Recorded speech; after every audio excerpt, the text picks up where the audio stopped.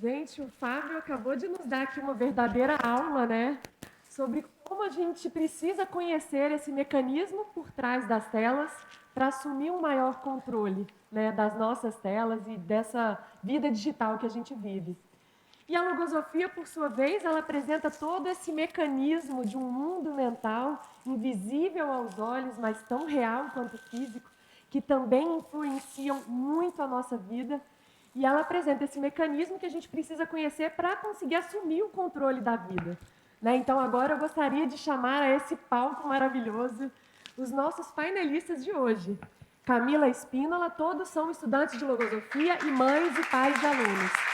Camila Espínola, Gabriel Salomão, Vanessa Carvalho, Rafael Lando e Felipe Nunes. O palco é de vocês. Bom dia. Uau! Na hora que a gente se prepara, está vazio. Quando a gente vem, está cheio. O coração bate mais rápido. Muito bom ver vocês aqui. Bom, também vou ousar aqui, vou propor um exercício rápido, mas não precisa andar pelo salão. Eu queria recordar uma palestra que a gente teve no Vamos Falar de Educação com Vida do ano passado, em que o palestrante fez um exercício que eu quero repetir com vocês. Fechem os olhos. Agora imaginem crianças brincando felizes. Podem abrir. A imagem que veio à mente de vocês parecia com essa aqui? Crianças na natureza, brincando ao ar livre, no sol? Alguém aqui imaginou crianças jogando videogame, usando o celular? Pode ser futebol também, tá? Basquete, piscina. O ponto é que eu saí da palestra do ano passado com o conceito de que criança feliz é criança em movimento. Mas não é qualquer movimento. É um movimento que a natureza promove. Movimento físico, mas existem movimentos que acontecem também dentro de nós. Por exemplo, quando a gente vai fazer uma lista de compras do supermercado, a gente pensa na comida que a gente vai preparar, imagina os ingredientes, a quantidade, e dentro da nossa mente isso está acontecendo e a gente escreve uma lista. É um movimento interno. Mas é um tipo de movimento que tem uma certa vibração. Existem outros movimentos que vibram muito diferente. Por exemplo, quando a gente presencia o nascimento de um filho, que movimentos acontecem dentro de nós? Não são esses movimentos que eu falei de fazer uma lista. É outro tipo. Ou então, quando eu amamentava e a minha filha olhava profundamente nos meus olhos, no silêncio da madrugada, a emoção que eu sentia me provocava um outro tipo de movimento, era uma outra vibração. E também, falando de pôr do sol, quando eu viajei para o Pantanal e presenciei um pôr do sol maravilhoso, aquele ambiente úmido e quente, com aquela beleza, me fez sentir no útero da natureza. Aquilo que aconteceu dentro de mim, que movimento era esse? Eu entendo que existe uma natureza superior que quer participar da nossa vida, ela quer se manifestar. Mas ela precisa que as circunstâncias sejam adequadas para que ela possa participar da nossa vida. É capaz de hoje vocês já terem sentido um pouquinho isso, né? E é para falar um pouco sobre essa natureza superior que quer participar, mas fazendo isso de forma ativa, em que nós estamos promovendo a participação dela na nossa vida, que nós vamos falar aqui um pouco hoje no painel. Eu vou começar chamando o Gabriel Salomão para falar um pouco desse mundo interno. Gabriel. A Lua está aqui. Gente, que alegria estar aqui. Obrigado, Paula, Raquel, Fábio. Já chorei, já ri. Acho que muitos aqui, né? Bem, eu tive a grande alegria de estudar 4 anos aqui no colégio. E hoje eu tenho meu filho com 2 anos.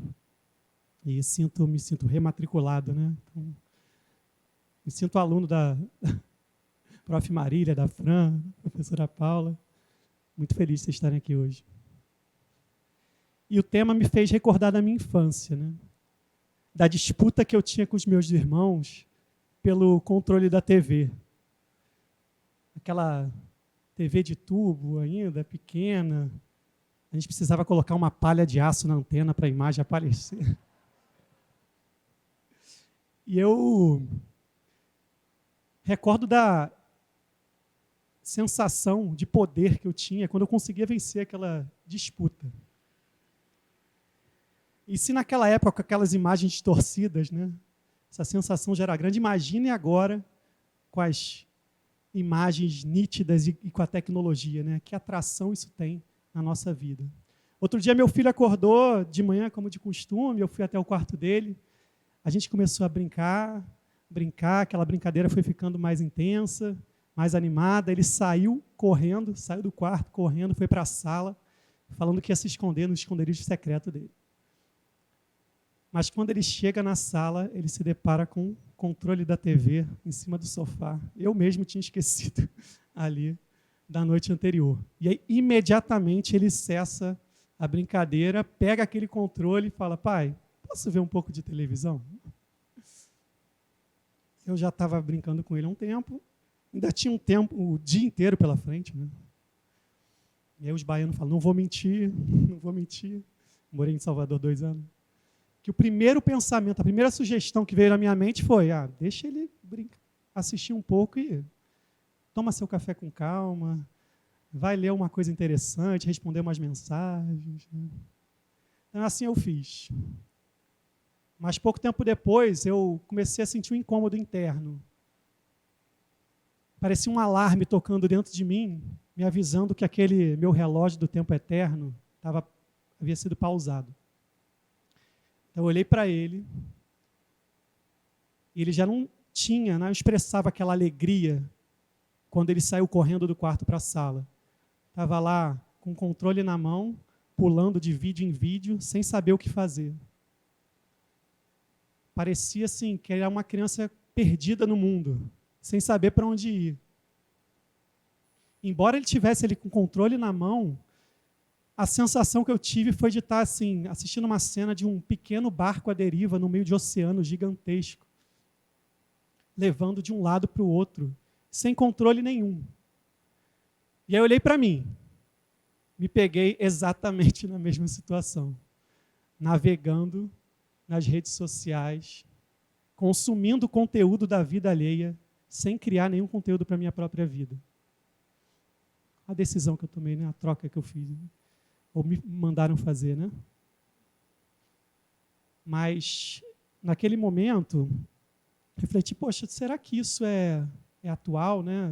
Veio com o mundo digital? Lá na época da TV de tubo, tinha uma minissérie que me chamava muita atenção. Não sei se alguém aqui lembra, né? Alguém do 40 a mais.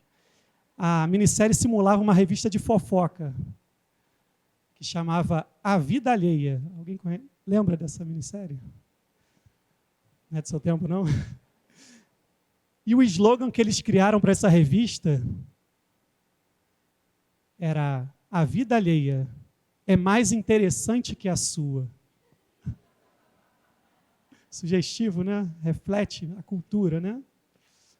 E aquilo me incomodou, porque aqui no colégio eu estava aprendendo diferente. Eu estava aprendendo a enaltecer a própria vida, que a vida de cada um de nós é como um texto de um livro, que leva o nosso nome e da qual nós podemos nos fazer o personagem principal.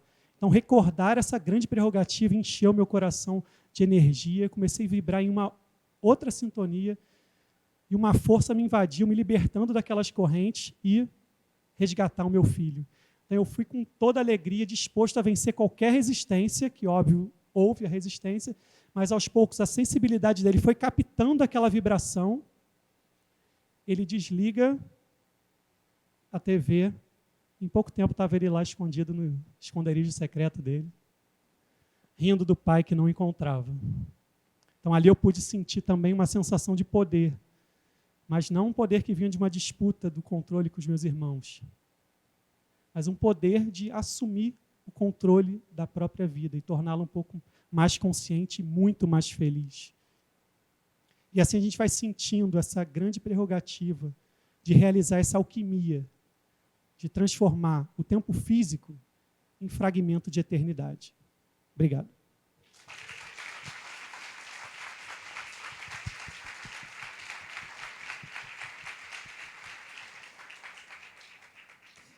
Essa imagem do barco tem estado na nossa mente desde que a gente começou a pensar nesse evento. Ela é muito forte, mas como o evento é sobre telas, eu vou fazer a analogia com nossa caixa de e-mail. Pegando aqui um pouco da fala do Fábio, né? Quando a gente vai fazer o nosso cadastro num site para fazer uma compra, chegar lá no final tem aceito os termos e condições, tem que marcar, senão não passa para a etapa seguinte. E junto vem, quero receber propagandas por e-mail. Se você esquecer, sua caixa de entrada vai ficar uma loucura de spam e daqui a pouco está tão cheia que o que é importante a gente não encontra mais. E a nossa mente também é assim, a gente vai sendo bombardeado com informações que vão entrando, e às vezes isso faz com que a gente não consiga escutar uma voz interior, que não grita. Essa voz interior, ela sussurra. E com esse barulho todo na nossa mente, esse som fica abafado e a gente não escuta. Será que hoje vocês já não ouviram essa voz algumas vezes? A gente está lançando luz sobre esse mundo interno. Aquele papel que vocês receberam para anotar algum propósito, algum pensamento, um sentimento, já teve alguma linha escrita por vocês? Se não, eu sugiro escrever. Sugiro colocar por escrito, porque as palavras, quando elas são anotadas por escrito, elas ganham corpo, elas ganham vida, elas ganham força para se tornarem uma realidade. E não é isso que a gente quer? Colocar essas coisas que a gente está pensando, transformar em realização? Agora imagina esse conhecimento que a gente está transmitindo aqui nas mãos das crianças, a diferença que isso pode fazer na vida delas. Para contar um pouco sobre uma experiência, a Vanessa Carvalho vai começar agora a falar dela. Vou passar. Obrigada, Vanessa. Obrigada, Camila. Obrigada, pessoal. É uma alegria muito grande estar com vocês, podendo trocar um pouquinho, né, sobre esse tema tão importante, tão desafiador que a gente vive hoje. E, em agosto, eu tive a oportunidade de participar de um evento que a nossa filial aqui promoveu, que é o Logosofias de Portas Abertas, e tinha uma oficina que era feita para crianças e pré-adolescentes de 7 a 12 anos, falando sobre a ciência e os pensamentos. E a minha missão era justamente mostrar para aquelas crianças e pré-adolescentes como que os pensamentos poderiam agir na nossa mente, seja animando-a ou seja bloqueando diante dos mais variados estímulos e oportunidades que a gente vive. E aí, eu pensei muito em trazer para eles os temas que são do nosso colégio, né? Então, o projeto anual desse ano, no Colégio Logosófico, ele traz a alegria, o entusiasmo e a boa vontade. E comecei a pensar que experiência eu poderia trazer para eles. E aí achei que valia a pena dividir essa experiência com vocês, porque é uma experiência super fácil de vocês replicarem em casa, com amigos, familiares, de todas as idades. E, basicamente, a gente precisa, né, de uma fita isolante, uma fita transparente, canetas coloridas permanentes e uma lanterna, que pode ser a lanterna do próprio celular. E aí eu fiz a seguinte associação com eles. A fita isolante, a gente cobriu todo o meio dela, da própria fita isolante. E eu disse para eles assim, essa vai ser uma mente com pensamento de falta de vontade. A fita transparente, a gente também cobriu todo o meio dela, com a fita transparente, e passamos as canetas coloridas permanentes. E eu disse para elas o seguinte, essa vai ser uma mente com alegria, entusiasmo e boa vontade. E a gente foi para um ambiente que podia ficar completamente escuro, né? Quando a gente fechava ali as portas e as janelas, aquele ambiente ficava escuro. Peguei aquela lanterna, que representava as oportunidades que a gente tem o tempo todo passando pela nossa vida, e coloquei aquela lanterna acesa dentro da fita isolante. O que aconteceu foi isso. Ficou tudo escuro. As oportunidades elas não conseguiram vencer aquela barreira gerada pelo pensamento da falta de vontade. Da mesma maneira, a gente pegou a fita transparente, já toda colorida, e colocamos a lanterna dentro dela. E o que aconteceu foi isso. aquelas oportunidades se radiaram por toda a sala onde a gente estava, e a garotada ficou encantada com todas aquelas cores refletidas nas paredes, no teto. E o que eu quis mostrar para eles era exatamente isso. Como quando a nossa mente está com alegria, com entusiasmo e com boa vontade, qualquer oportunidade que apareça, ela reluz, ela ilumina, ela irradia. E foi muito interessante que um pré-adolescente que estava nessa experiência ali, com os seus 10, 11 anos, na mesma hora ele fez a seguinte observação. Ele falou, quando eu vi essa experiência, eu lembrei da minha mãe. A minha mãe, todo sábado de manhã, me chama para ir passear, eu e a minha irmã. E a minha mente fica igualzinha a essa da fita isolante. Eu digo para ela, ai, mãe, eu estou muito cansado, saí hoje, sábado, de manhã, me deixa quieto, me deixa jogando videogame. E eu só quero jogar videogame, eu não quero fazer mais nada. E aí a minha mãe começa a recordar de tantos passeios que a gente fez, do quanto que eu me diverti nesses passeios, e, de repente, a partir daqueles estímulos, a minha mente vai ficando igual a essa mente, colorida, cheia de alegria, de entusiasmo e de boa vontade. Aquilo me tocou muito, como que uma criança de 10, 11 anos já conseguia ter consciência de o quão a mente dela está sujeita a esses pensamentos e o quanto que, às vezes, as telas podem, sim, sugar essa energia, mas que também pode estimular quando a gente fala dos registros. Né? Quantas vezes eu usei com os meus próprios filhos os próprios registros que eu fiz no celular para convencê-los a fazer esse mesmo passeio que aquela criança trouxe nessa experiência. E aí eu fui para casa refletindo exatamente esse conceito que a gente discutiu muito aqui, né, de como que os pensamentos eles conseguem pular de uma mente para outra, independendo da nossa vontade. E o que acontece dentro do mundo digital, e que o Fábio trouxe tão bem para a gente aqui, é que se antes os pensamentos que a gente estava sujeito eram os pensamentos dos ambientes onde a gente vivia, então pensamentos que estavam dentro da minha casa, com a minha família, pensamentos que estavam dentro do meu local de trabalho, com os meus amigos, pensamentos que estavam dentro da escola, dentro do condomínio. De repente, a gente tem contato com pensamentos do mundo inteiro e de pessoas que a gente nunca viu nas nossas vidas. E quais são as defesas internas que a gente tem diante de tantos pensamentos, diante de tantos estímulos, diante de tantos nudges, que não necessariamente vêm com esse elemento ético que você trouxe, que é tão importante? E aí, eu pensei muito sobre o que a gente aprende aqui nessa fundação, né, sobre como é importante que a gente faça esse exercício diário de lutar, porque é nessa nobre luta que teremos que enfrentar no campo dessa vida consciente, se valendo do máximo das nossas forças internas, porque assim, e só assim, a gente vai afastar os perigos do desânimo nas frequentes e arriscadas alternativas pelas quais haveremos de passar, nas 35 mil decisões que a gente faz todos os dias. Só assim a gente vai conquistar posições firmes, que, por sua vez, darão consistências às raízes que se baseiam a nossa conduta. E é isso que eu tenho procurado trabalhar muito, não na minha conduta, mas também no dos meus filhos, que já na idade que estão, com 8 e 10 anos, já querem cada vez mais independência nessas telas. E para adquirir essa independência, é muito importante ter a inteligência natural.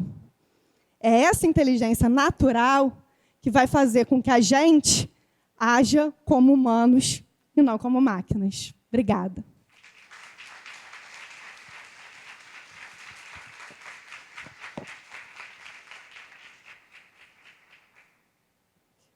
Essa imagem da mente cheia dos pensamentos bons ou não tão bons, ela é tão eloquente, né? Facilmente a criança capta a essência que está por ali.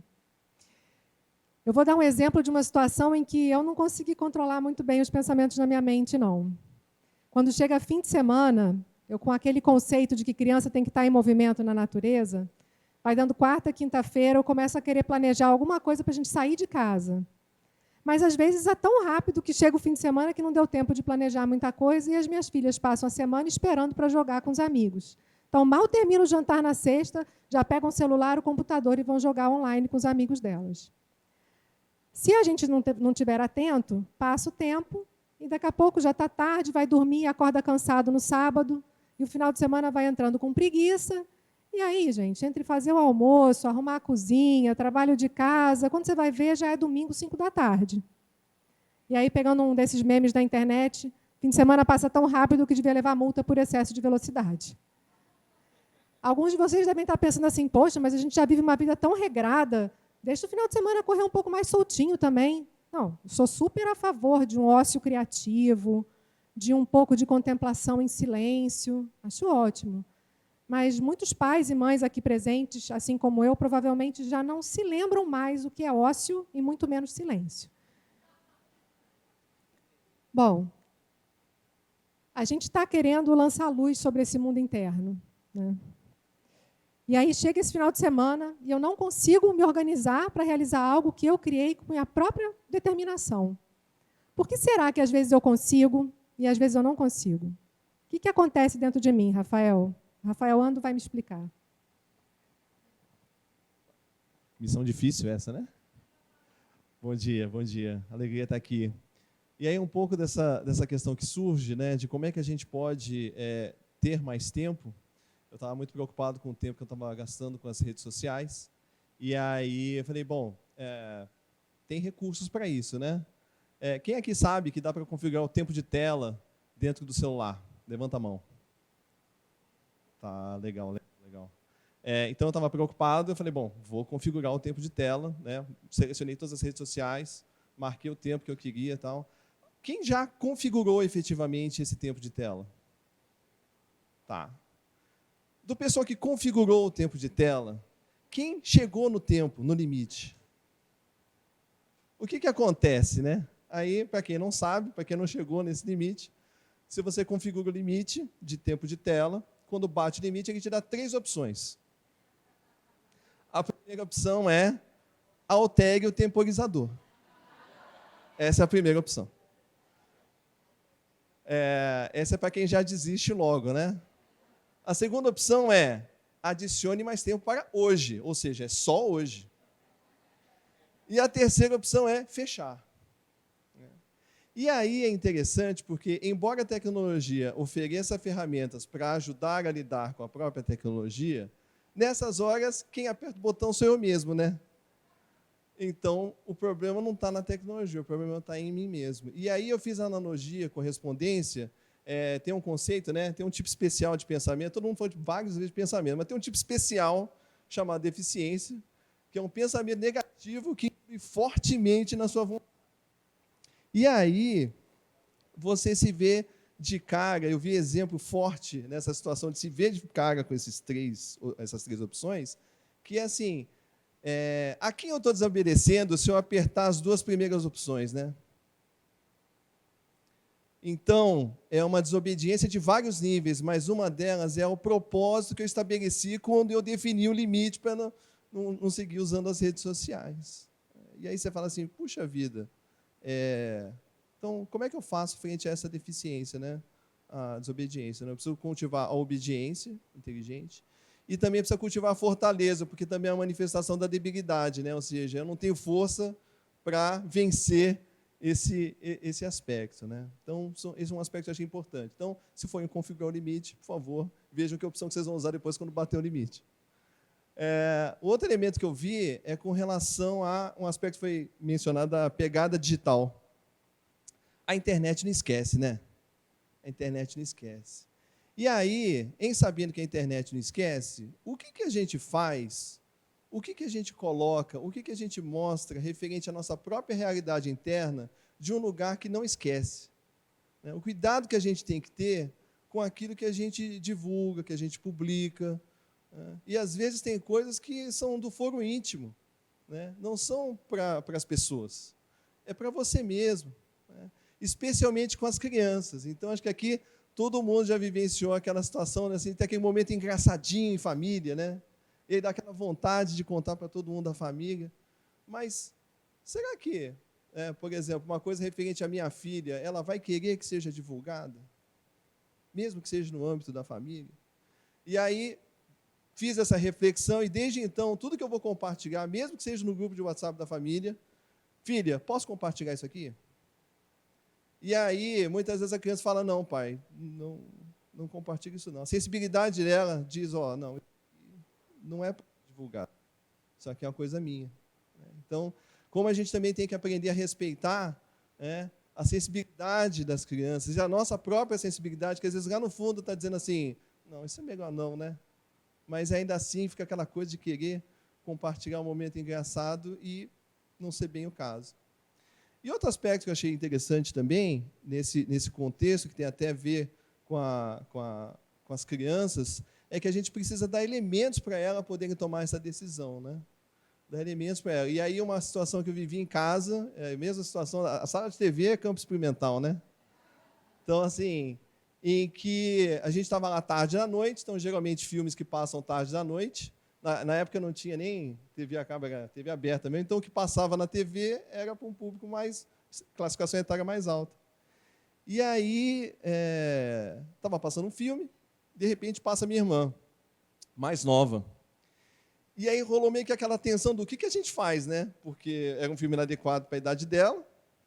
E aí, né? A gente meio que fica ali naquela situação, eu pelo menos fiquei naquela situação. Ela chegou, passou, viu o que estava passando e falou assim, isso não é para mim, e saiu da sala. Eu achei tão fantástico isso, porque geralmente você quer ver o que não deve, né? Aí, não, esse aqui é o que eu não posso, então eu quero ver. E eu achei tão incrível que ela mesma, tinha 10, 11 anos, saiu de sala. Então, como é importante a gente dar esses elementos para que as crianças possam julgar e avaliar se aquilo é pertinente ou não para a idade delas e também contar com sensibilidade. Para fechar, que até vou voltar aqui, que eu achei interessante, porque aí aqui no colégio tem a disciplina de aprender a pensar, né? E aí alguns alunos aqui já viram essa imagem, que a gente aproveita a tecnologia para ajudar a montar a imagem de como ela lidar com a própria tecnologia e com a própria realidade interna. Porque quando a gente vai fazer essa avaliação, né, do que tem, de afastar esses perigos do desânimo, muitas vezes eu preciso justamente fazer essa filtragem dos pensamentos que estão na nossa mente. E aí a gente pode, por exemplo, fazer analogia com antivírus. As crianças já conhecem a tecnologia, já sabem o que é um antivírus, e falam, então, imagina você ter um antivírus na sua mente, que você vai filtrar aqueles pensamentos negativos que não são bons para você, né? Então, acho que são algumas reflexões que vão surgindo e que ajudam a gente a transitar por esse mundo da tecnologia de forma cada vez melhor, cada vez mais consciente.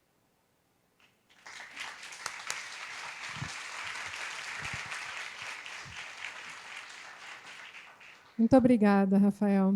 Esse relato seu da sua irmã, né, que por próprio discernimento dela, né, soube se colocar diante dessa situação e escolher o melhor caminho, é tudo que um pai ou uma mãe podem querer para um filho. Que no momento que a gente não esteja presente, esse filho saiba escolher sozinho, por própria determinação, o caminho que vai ser o que vai fazê-lo mais feliz. Vai seguir o caminho mais seguro, vai fazer a escolha certa. Bom, mas e qual é a influência das telas na nossa vida? Né? A gente está colocando as crianças diante de bilhões de conceitos, ideias, pensamentos, que vão entrando e vão ocupando esse espaço onde a gente precisa que estejam sendo formados esses valores. Como o contato excessivo com a tela na infância vai influenciar as crianças nos momentos das grandes decisões?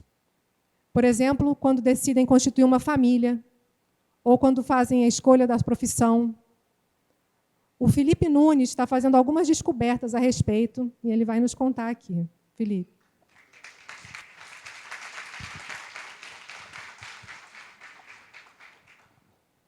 Olá, todos bem? Vou contar uma experiência, então, a partir de 2 ensinamentos aqui da logosofia, que, na minha interpretação, são os seguintes. Um deles é que o espírito se faz muito presente durante a infância. Às vezes, intervindo diretamente na atuação da criança, às vezes sustentando o ânimo em momentos de dificuldade e também apresentando imagens instrutivas na retina mental da criança.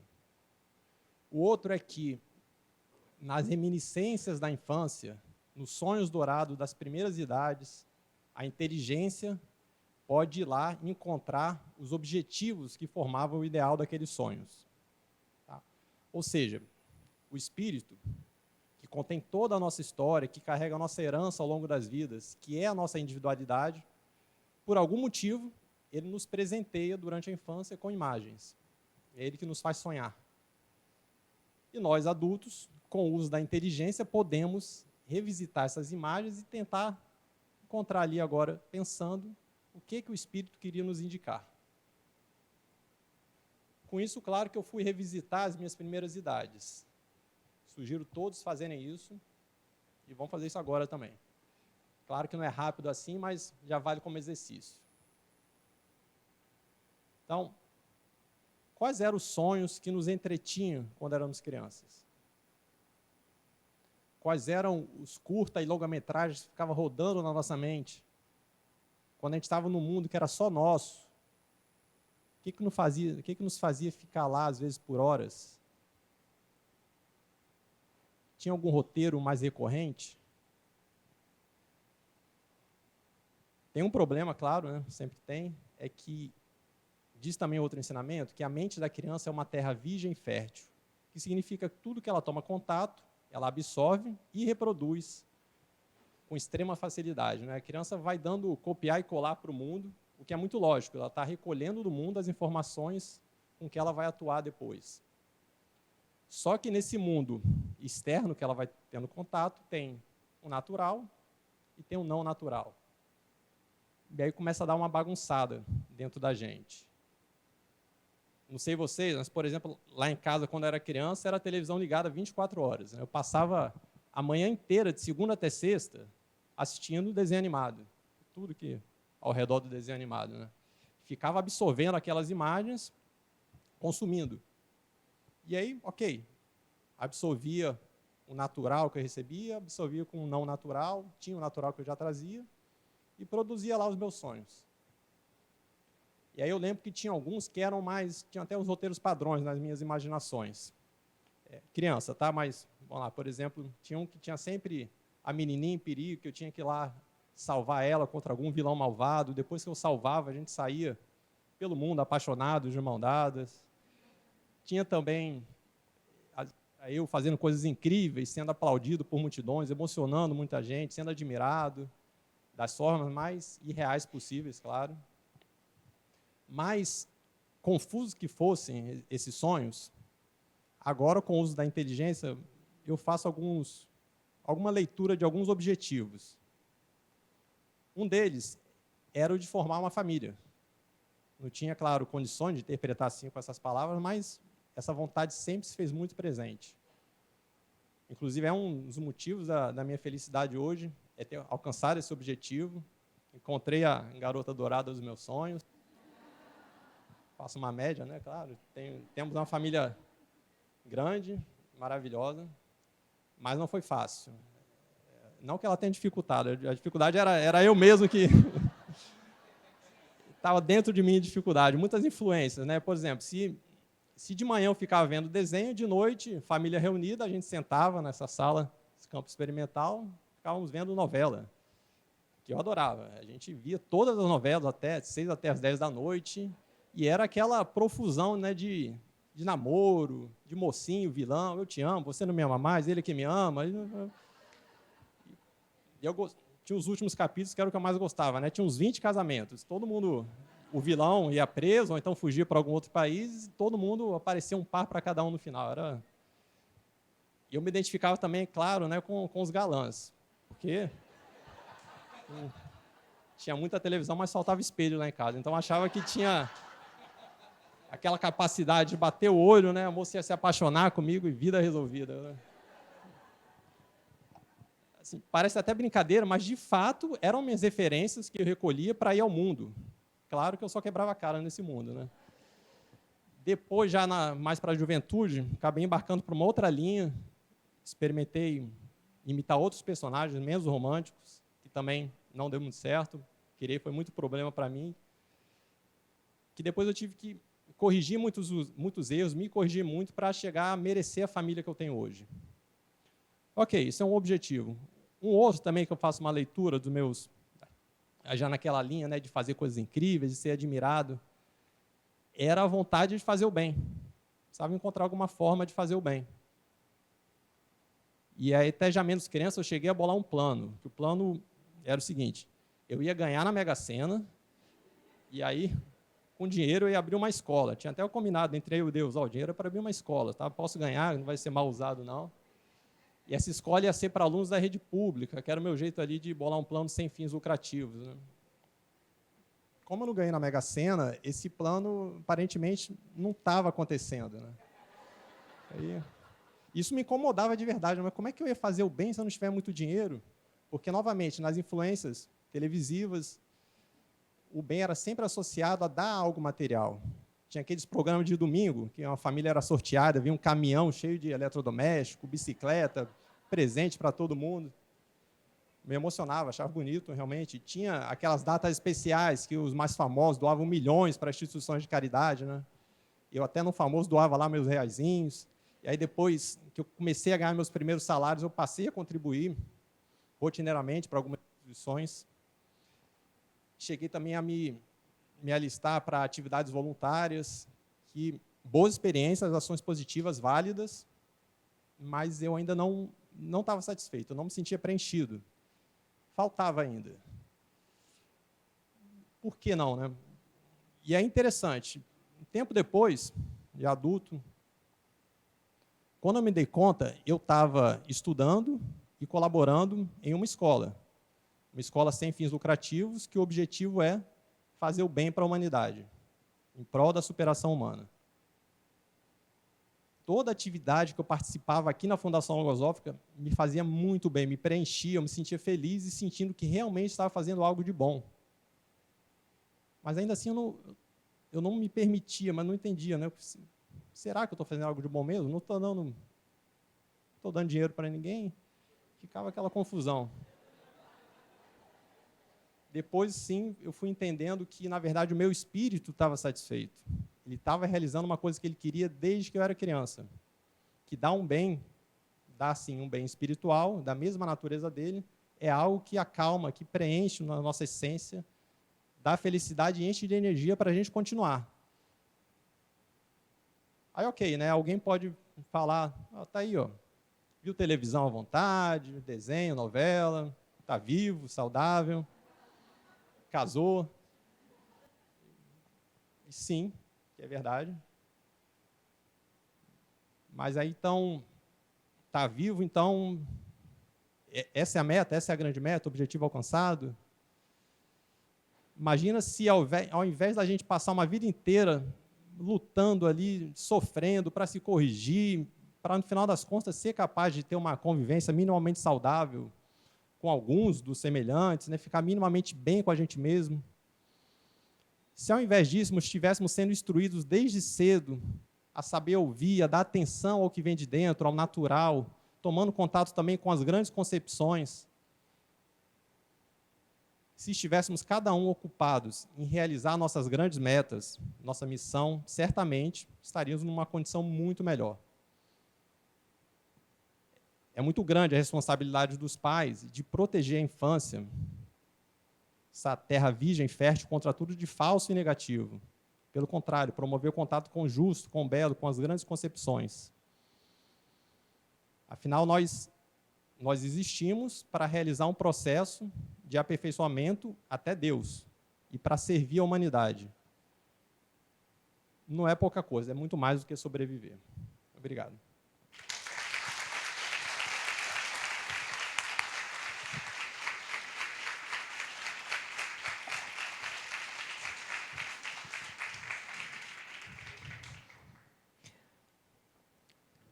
Conhece-te a ti mesmo. Essa é uma máxima que a humanidade vem perseguindo há milênios. A logosofia vem lançar luz sobre esse vasto mundo interno, colocando ao alcance das nossas mãos, mentes e corações os conhecimentos necessários para que a gente possa conquistar o controle das nossas vidas. Aceitem esse convite. Obrigada.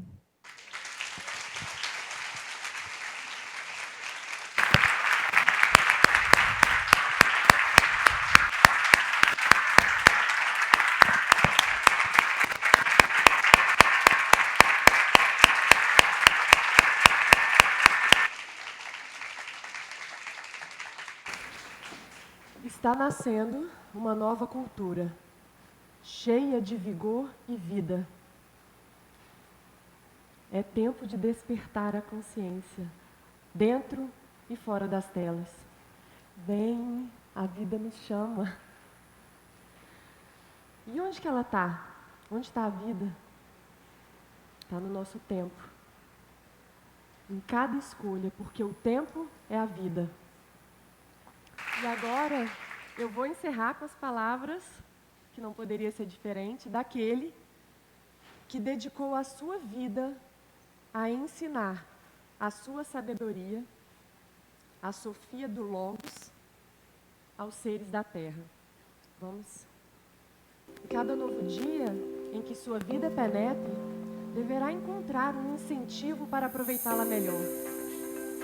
E também algo que o inspire acerca do que deve fazer, para que os dias vindouros superem os atuais e lhe proporcionem aos serem vividos o benefício de sentir-se bem, seguro e feliz.